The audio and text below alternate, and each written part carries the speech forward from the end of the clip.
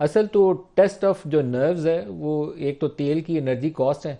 दूसरा जो इस इलाके के अंदर उनकी वो जो पोर्ट्स हिट हो रही हैं ना, पूरे गल्फ के अंदर उनके जो अड्डे हैं वो हिट हो रहे हैं, वो बहुत बड़ी कॉस्ट है। 13 फौजियों का तो आज उन्होंने माना है कि उनकी वो हलाकतें हुई हैं अमरीकियों की, और 200 से ज़्यादा जख्मी हैं। एक्चुअल नंबर शायद इससे ज़्यादा हो। जी, मैं बिल्कुल आपसे इत्तेफाक करता हूँ कि अमरीकी जो है अकेले जब भी लड़े हैं तो बहुत एट्रिशन शाये होते हैं। जब भी वो कलेक्टिवली आते हैं, नेटो को लेकर आते हैं, चाहे अफगानिस्तान हो, चाहे सीरिया हो, इराक हो, लीबिया हो, तो वो एक कम अज कम यूनाइटेड नेशंस का मैंडेट लेकर आते थे, नंबर वन। फिर एक कांग्रेस से जैसा भी है वो एक बिल पास करा लेते थे। जितने रिपब्लिकन, बुनियादी तौर पर डेमोक्रेट छोड़ देते हैं, रिपब्लिकन ही देख लें, जो ट्रंप आए हैं, उससे पहले जो रोनाल्ड रेगन थे, फिर George Bush senior, George Bush junior, तमाम के तमाम में दो चीजें कॉमन थी। एक ये कॉमन थी कि वो अमेरिका को दोबारा ग्रेट बनाना चाहते थे और रिवाइव करना चाहते थे इकोनॉमी। और एक कॉमन इन सब के अंदर एक और चीज थी कि उन्होंने मिडल ईस्ट के एक मुल्क पर जरूर हमला किया, नंबर वन।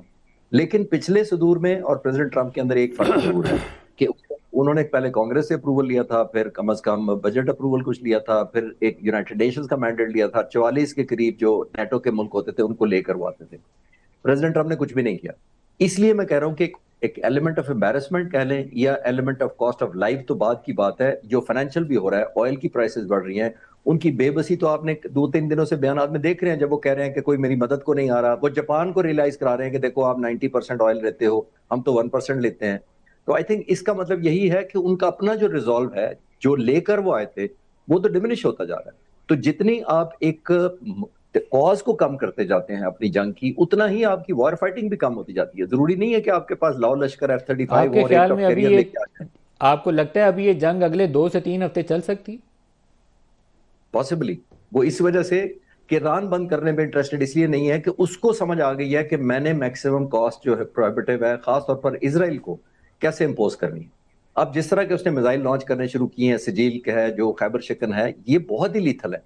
वो तो अभी हमारे पास जाहिर है बॉम्ब डैमेज की आ नहीं रही डिटेल्स, उनकी डेवस्टेशन जो इसराइल के अंदर है वो नहीं आ रही। उनके तमाम सेफ सिटी के जो कैमरे थे उनको तोड़ा जा रहा है, जो होटलिंग और उधर सिक्योरिटी के कैमरे थे उनको ब्लॉक किया जा रहा है। 5 लाख उन्होंने 5 साल शायद कैद कर दी है कि कोई अगर कोई इस तरह की वीडियो अपलोड करेगा।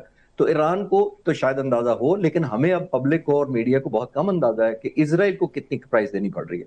तो मेरा ख्याल है ईरान का सबसे बड़ा मैंडेट इस वक्त यह है कि बजाय हर 7-8 महीने के बाद इस तरह की डिस्ट्रक्शन करवाएं, तो उससे बेहतर है कि इसको 2-3 हफ्ते और चलाएं, ताकि एक ऐसे नोट पर खत्म करें जिसके अंदर या तो गारंटी देने वाले लोग हों, या पब्लिकली अमेरिका की इतनी एम्बेरसमेंट हो जाए कि चंद सालों तक वो ना सोचे दोबारा जंग करने का।